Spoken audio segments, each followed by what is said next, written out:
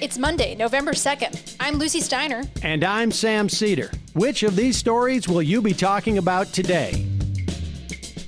The presidential election is tomorrow. The Texas Supreme Court threw out a GOP plan to invalidate ballots, and new polls show Joe Biden with a decent lead in several battleground states. But there's still plenty that could go wrong between now and whenever this thing is over. Meanwhile, the president's supporters are ramping up tension by harassing opponents and everyday drivers alike. And lastly, the coronavirus pandemic is once again surging almost everywhere in the country, as many other nations head into new lockdowns. You are listening to Majority FM's AM Quickie, and these are the stories you need to know.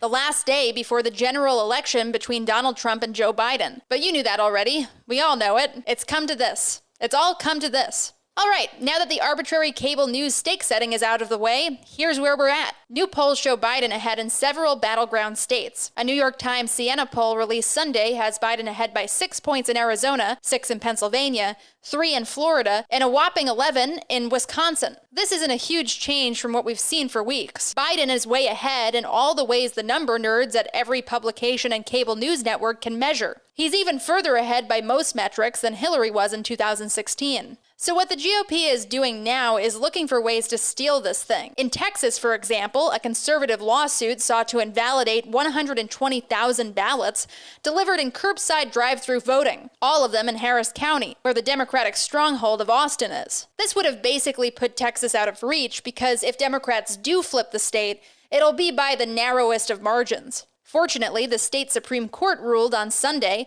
against the GOP's legal team, throwing out the lawsuit without comment. There's a similar lawsuit at the federal level, though, which will be overseen on Monday morning by a notoriously conservative judge appointed by George W. Bush. Trump, for his part, has said that he plans to declare victory if he's ahead at the end of election night, according to a new report by Axios. He'll then be doing everything he can to make sure legal challenges stop letting absentee ballots come in. So he'll try to take the election that way. Even if Biden's on top tomorrow night, we could still be in for a long battle with a hostile court. We'll have more as the week develops. And of course, we'll be with you all night tomorrow.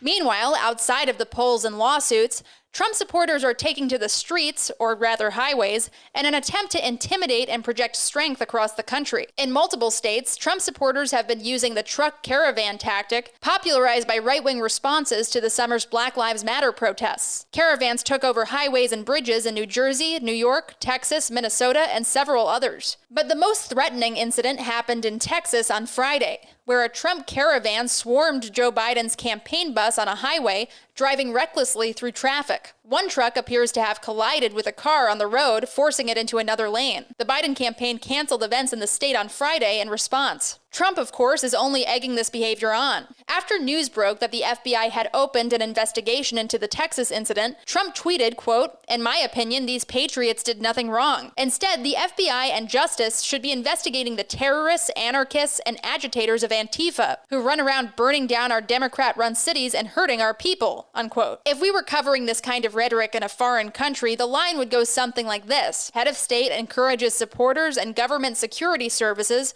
to attack and persecute political opponents. But because this is America, we're woefully unequipped to really respond to threats like this. Whatever happens on Tuesday, it's looking less and less likely that a clean break from the Trump administration is in our future. And while all of this is happening, the U.S. is weathering a massive nationwide spike in coronavirus cases. According to the New York Times, the past week's average of 80,755 cases per day is an increase of 43% from the average 2 weeks ago. In other words, we're deep in it, and it's unclear what the government is doing to help us get out of it. If the spike continues, we're going to easily crack 10 million cases within the next couple of weeks. Case numbers are particularly bad in the Dakotas, Wisconsin, Montana, and Iowa, although they're spiking basically everywhere. Some states are considering new lockdowns. Parts of Illinois and New Jersey passed down new rules for businesses. This would match most of Europe, which is starting to slowly shut down again. In England, Prime Minister Boris Johnson reclosed most pubs, shops, and restaurants to cope with surging numbers. Our problem is we've got a chaotic system of state and local jurisdictions, and if Trump does lose the election, probably zero motivation at the federal level to make things better, considering how hard it is to get things through the GOP's strangled Senate. It's likely the Biden administration would act fast once it takes office, but that's not till January, and a lot of people could get sick before then.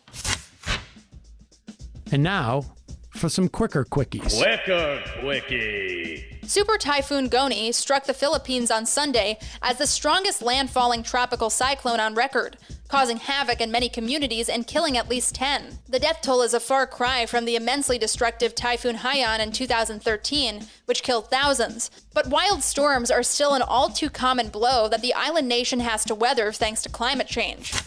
One bright spot, in the House, Representative Alexandria Ocasio-Cortez and Rashida Tlaib are showing what a fully democratic government might be able to accomplish. The two reps introduced a bill that would set up state and locally administered public banks to offset some of the economic devastation handed down to regular working people when financial crises hit. The Postal Service under Trump lackey Louis DeJoy is at it again. This time, they're saying that mail-in ballots posted in Detroit, Greater Michigan, and Central PA, all places the Democrats need to win in those battleground states, is delayed due to, quote, COVID-19 and employee availability, unquote. Michigan stops counting ballots after Election Day, and Pennsylvania only has until the 6th.